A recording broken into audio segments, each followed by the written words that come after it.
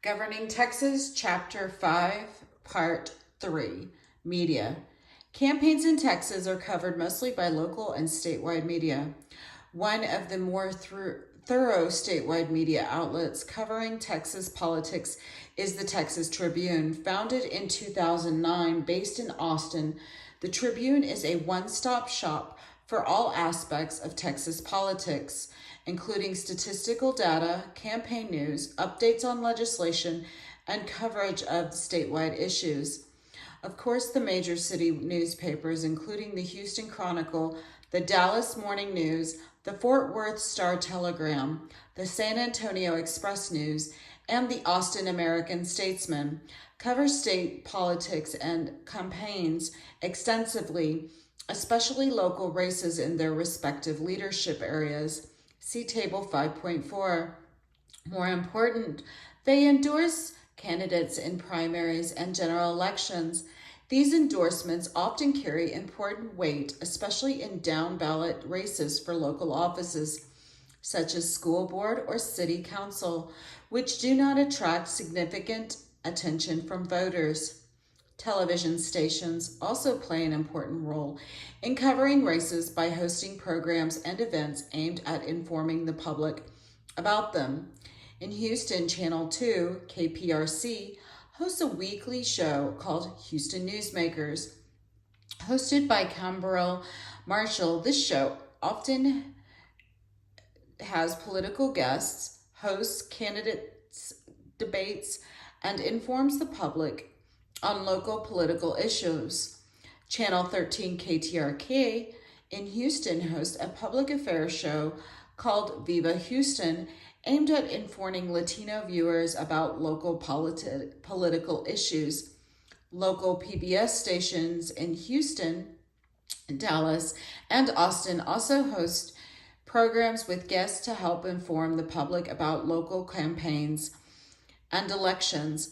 Candidates promote their campaigns by running newspaper and television ads, meeting with newspaper editorial boards for endorsements, appearing on television shows, and any other means possible. Running a campaign can be expensive, and any opportunity for free airtime to increase name recognition can go a long way, especially in down-ballot races. In 2014, the Center for Public Integrity published a report indicating that nearly $39 million was spent by candidates and other organizations on political ads in Texas that year, a total second only to Pennsylvania. Here's the Texas top 5. Social media. Many, if not Texas candidates for all offices, uses Facebook and Twitter to push campaign messages, attack or defend themselves from opponents, and stay in touch with supporters and donors. While historically television was a very valuable tool for a Texas political candidate, modern-day candidates have increasingly relied on social media to get their message out. Former Texas Supreme Court Justice Don Willett at Justice Willett was particularly active on Twitter with over 110,000 followers. His tweets covered nearly every topic imaginable, with a particular emphasis on Texas themes. For example, one of his tweets in 2016 baked a freshly baked cornbread shaped like the state of Texas, with the caption, "When you are tired of cornbread, shaped like Colorado or Wyoming." His tweets captured the attention of another prolific tweeter, President Trump, who nominated him for the Fifth Circuit's Court of Appeals in 2017. Governor Abbott and other statewide leaders have relied on Facebook and Twitter to spread their message and advertise with the public. Because office holders do not have to pay for these messages, they are able to tout their accomplishments, policy proposals, and opinions about political situations more often. At times, however, elected officials can get into trouble if they tweet something about that might be offensive. For example, during the 2016 presidential election, Agricultural Commissioner Sid Miller retweeted a tweet showing a poll in Pennsylvania substituting Hillary Clinton's name for an expletive. Miller apologized, blaming hackers and then a staff member for the tweet. Important issues in recent Texas campaigns. The most high-profile race in 2020 was the contest between incumbent Republican Senator John Cornyn and M.J. Hagar. Hagar ran a grassroots campaign emphasizing opposition to President Trump's policies and offering an unabashedly progressive vision. She attempted to build on Beto O'Rourke's galvanization of young voters and criticized the Trump administration's policies on dealing with COVID-19. Cornyn fired back at Hagar, claiming she was too liberal for Texas.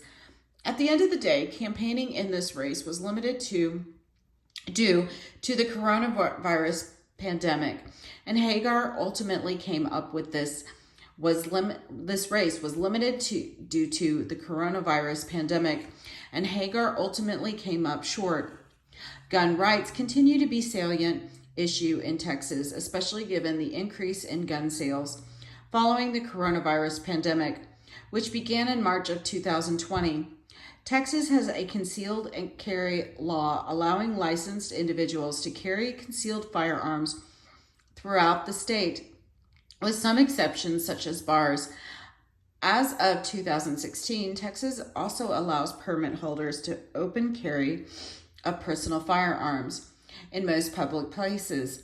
Although individual businesses can choose not to allow it, gun safety in schools was a major issue in May of 2018, when a high school student in Santa Fe, Texas, just outside of Houston, opened fire and killed 10 classmates. With schools closed during the pandemic, gun rights became more of a fundamental survival issue for many Texans who feared chaos due to possible shortages of food and other household items.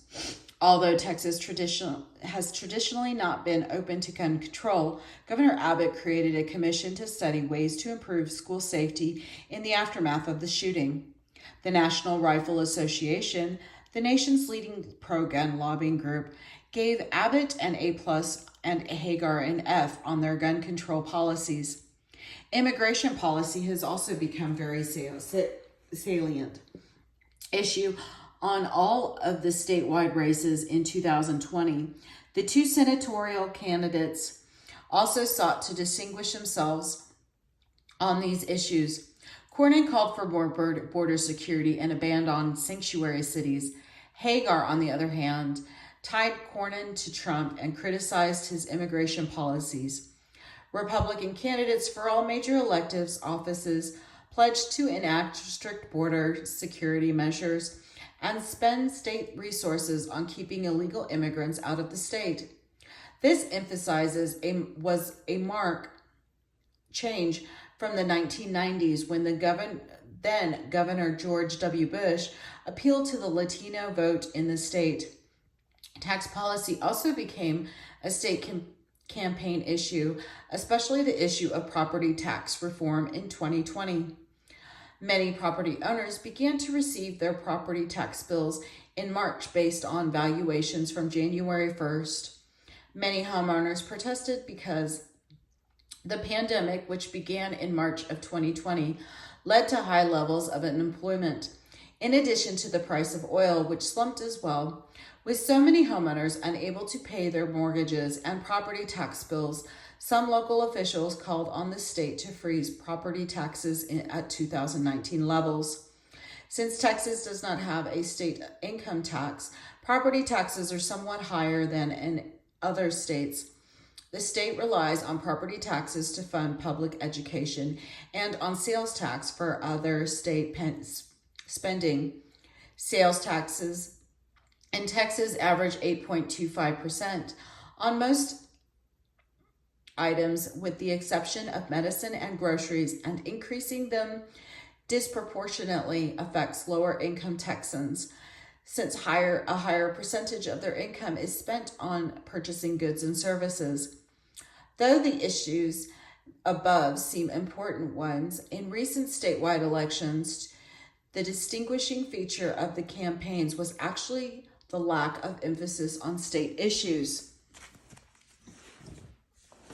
Excuse me. Instead, Republicans did not pivot from the positions they held in the primary, continuing to stress issues such as immigration and support for President Trump.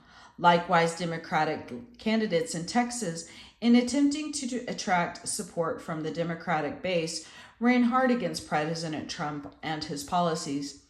In particular, congressional Democratic candidates ran issue ads on health care, promising to protect people with pre-existing conditions and increase access to affordable health care. Although all statewide Republican candidates won their races, Democrats were heartened by the fact that the margins were some of the narrowest in recent memory. One of the more interesting developments in 2020 in Texas was the deepening divide in voting patterns between urban, suburban areas and rural counties. Although cities have traditionally been more Democratic in Texas, the 2020 election witnessed growing shifts to the Democrats in suburban areas. Especially in Dallas and Houston. In the 7th Congressional District in the Houston suburbs, Democrat Lizzie Fletcher, who defeated longtime incumbent Republican John Culberson in 2018, was reelected against an African-American Republican, Wesley Hunt. This was an important hold for Democrats who capitalized on dissatisfaction with President Trump, especially among highly educated suburban white voters. Likewise, in the 32nd Congressional District, in the wealthy North suburban, highly educated suburban white voters. Likewise, in the 32nd Congressional District, in a wealthy North suburban, North Dallas suburbs, freshman African-American Democrat Colin Allred was reelected in a district largely populated by highly educated suburban white voters. In rural areas, Republican candidates fared well, thus intensifying the division in the state between strongly rural Republican areas and strongly Democratic urban areas. Meanwhile, suburban areas slowly shifted to Democrats. After the 2018 elections, Republicans had kept control of both chambers of the state legislature. Although Democrats picked up 12 seats in the state house, the largest shift in seats since 2010, and 2 seats in the state senate. These seats largely came from suburban areas in Dallas and Houston, where incumbent Republicans representing suburban districts were swept away by higher Democratic support. That was due to President Trump's unpopularity in these areas. While Democrats had a hope to build on these gains from 2018, they were unable to take control of the state house or defeat any congressional Republicans from Texas. One thing is clear: after the 2020 election, however, Texas is not solidly Republican as it once was. Republican political consultant Bill Miller noted that after the election results, it's a new day in Texas politics. The old way of doing things, just focusing on the extreme elements of the base. Consider that nostalgia, that day is gone. Many of the statewide races were much closer than in previous years. Another tension that emerged in 2020 was about how to deal with mail-in ballots. Given the ongoing coronavirus pandemic, some local officials wanted to expand mail-in balloting to allow all voters this option. Republican leaders argued that possible fraud could ensue if too many voters beyond the elderly and those with disabilities, for example, were given this option. As such, mail-in ballots were limited in the 2020 election, causing quite a bit of controversy. Governor Greg Abbott decreed that voters could drop off such ballots in only one location per country. Large counties such as Harris and Houston had only one drop-off box, leading to allegations that governor was attempting to limit voter participation. Campaigns and elections and the future of Texas. Although Republicans have been winning statewide elections in Texas in recent years, the growing Latino population and increased diversification of the state may eventually change this pattern. Lupe Valdez had hoped to capitalize on these changing demographics in her bid for governor in 2018, but could not overcome countervailing wins against her candidacy, including the state's entrenched conservatism and Abbott's incumbency. Campaigns, especially statewide campaigns, are very expensive in Texas, and gubernatorial campaigns can cost $40 million or more. For most part, the candidates themselves must raise the money necessary to win an election. One effect of high cost is that candidates are often wealthy individuals willing to use their own money in their campaigns. Such individuals, however, do not always prevail at the ballot box. Consider former Lieutenant Governor David Dewhurst, who invested millions of his own money in the Republican primary for a U.S. Senate seat in 2012, but suffered a bruising loss to Ted Cruz, leaving Dewhurst vulnerable in his bid for re-election as lieutenant governor. 2 years later, insurgent Senator Dan Patrick challenged Dewhurst from the right in the primary and forced him into a runoff, which Patrick won easily. Although Texas once tried to restrict the right to vote, primarily through poll taxes and white primaries, in recent years it has tried to expand the franchise through the motor voter law and through early voting, yet voter participation in Texas is the lowest in the nation.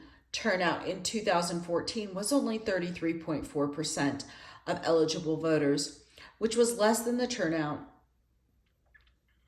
in 2010. Turnout in the 2016 presidential election was only 51.1% of eligible voters, up slightly from 49.6% in 2012. These low figures are probably due to the demographics of Texas voters and state's political culture, but they may also reflect the scheduling of elections in Texas, the vast number of elections, and the large number of low visibility candidates for office. The competitive Senate race in Texas led to an increase in turnout from 2016. Nearly 53% of registered voters cast ballots in the 2018 election. In 2020, turnout in Texas increased to 61%, a marked improvement that mirrored nationwide increases. One of the biggest factors that could affect future Texas elections is the state's changing demographics. As we have discussed elsewhere in the text, the proportion of Latino voters in Texas is growing and that of white voters is shrinking. While not as strongly Democratic as African Americans, Latinos in Texas are more likely to identify as Democrats than Republicans.